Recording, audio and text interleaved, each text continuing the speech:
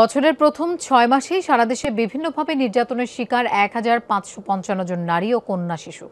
দেশের ১৫টি পত্রিকায় প্রকাশিত হয়েছে এসব সংবাদ।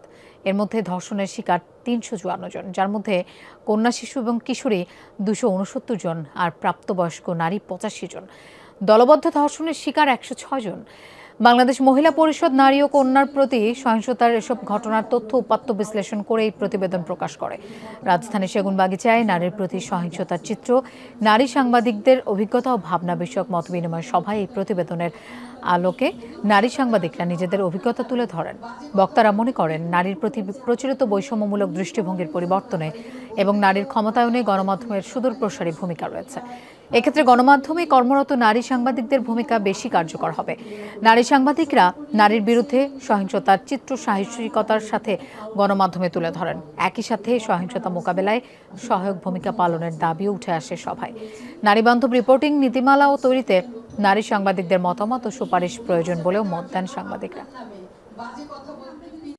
নীতি নির্ধারণের জায়গায় যখন আপনি 10টা ছেলের সঙ্গে একজন নারীকে রাখবেন, সেখানে তার পক্ষে ভয়েস রেজ করা খুবই কঠিন।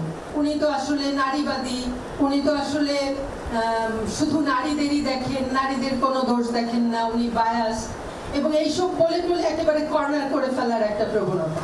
সেই নারীর ছবি প্রকাশ হয়েছে, কোনো গণমাধ্যমে দেখা যাচ্ছে পিছের অংশ থেকে প্রকাশ হয়েছে, কোনো সোশ্যাল মিডিয়া বা বিভিন্ন জায়গায় দেখা গেল সরাসরি ওই নারীকে প্রদর্শন করা হচ্ছে।